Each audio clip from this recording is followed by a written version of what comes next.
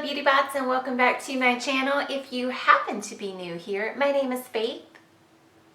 In today's video, we're actually going to be reading a love story from the Los Angeles Times. So my sources, as always, will be linked in the description box, along with links to my social media accounts and my website at faithinginlz.com and any other fun content, so be sure to check that out. If you have not done so yet, please do subscribe. I know that like 90% of my viewers are not subscribed, and I would really appreciate for you guys just to hit that button real quick and then click the little bell so that you're alerted as soon as I do post new videos. Also, if you subscribe, I like for my subscribers to just tell me they subscribed in the comments below, just so that I can give you a warm and proper hello. Any other fun bingeable content will be linked up here in the cards, and be sure to continue to watch videos. Check the other dating horror stories out after today's little story, and let's get into it.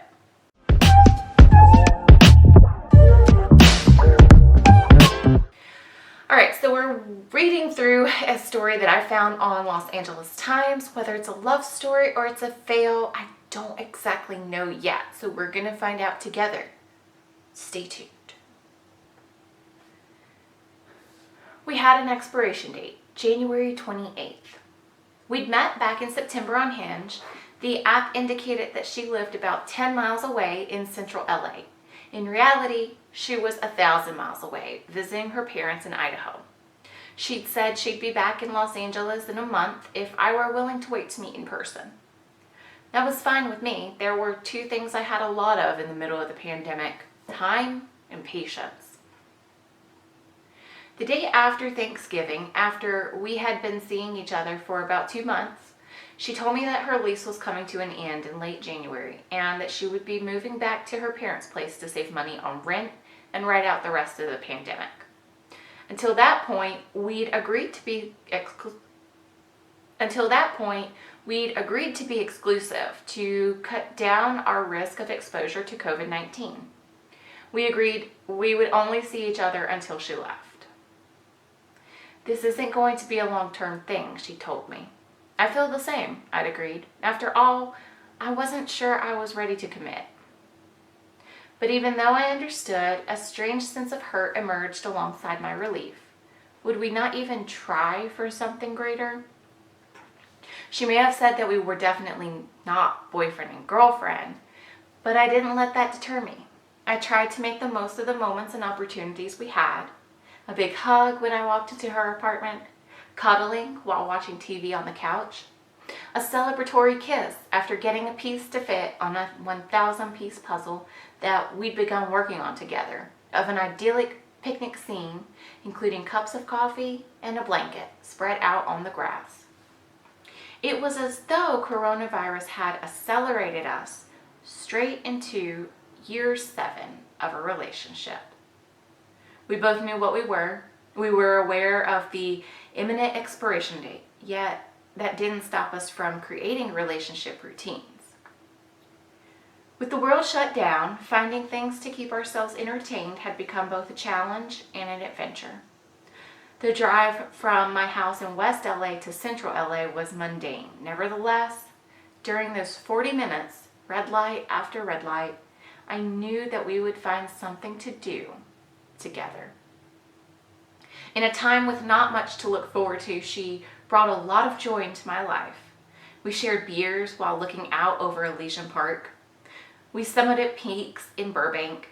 We savored ice cream in Larchmont Village, sat on beach towels at Echo Park Lake and Red, explored hidden stairs in the Hollywood Hills, ate takeout pasta from John and Vinny's, and tooled away over that 1,000-piece puzzle. I wish that I could have taken her out on real dates, but I knew I wouldn't have had the opportunities to create these memories without the pandemic, and for that I was grateful. In mid-December, we talked about setting some boundaries. She said she didn't want to get too attached before moving home. Though I understood, it still stung. Was I not good enough? Was she simply putting up with my presence? I saw texts from other guys from Hinge pop up on her phone.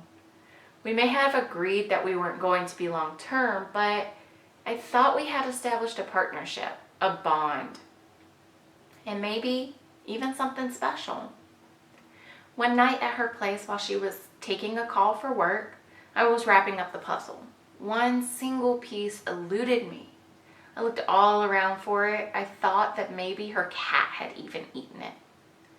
Just as the empty spaces of the puzzle slowly disappeared, our time together was coming to a close. I had agreed that there would be no future for the two of us to be together, but something inside of me had begun to feel a change of heart. Was it the feeling of looking forward to having something to do? A change of daily routine? Or maybe, as much as I tried to suppress that impending sense of sadness, was I secretly hoping this temporary arrangement would have potential for a future after the pandemic subsided? By a stroke of luck, I discovered the missing puzzle piece in the pocket of my hoodie a week later.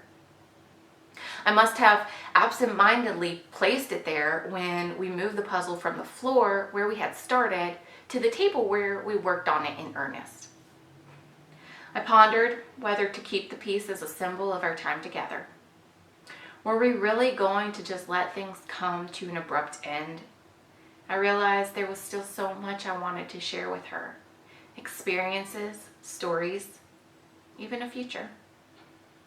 Did she really not feel the same? Didn't the last couple of months mean anything to her?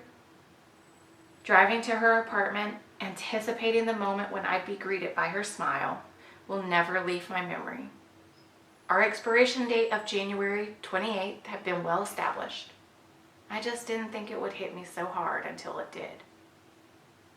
Our time had come to an end, and that final hug carried extra weight. A few days before she left town, we'd met up one last time so that I could say goodbye and return the final puzzle piece. As I handed it over, I couldn't help but wish that I could be the missing puzzle piece to her life. Wow. So that was a sad story, and I hate to hear that. Truthfully, it doesn't sound like she was as dedicated as he was. Like, if they would have really wanted to make it work, 100% I feel like they could have, but it really doesn't sound like she was as interested in making it work. I will say, when Richard and I first started dating, we put an expiration date on our relationship. And at first I think the whole time it was a joke. Sometimes it got a little misconstrued and we both asked each other, are we still kidding? And we were like, I don't know, are we? But when we got together in August of 2020, we said we would be broken up before the holidays, right? So that we wouldn't have to go through the whole thing of buying each other a present and yada, yada, yada. But it was all a joke. I feel like if he would have been serious, I probably would have been like, are you for real? Like, this is just it?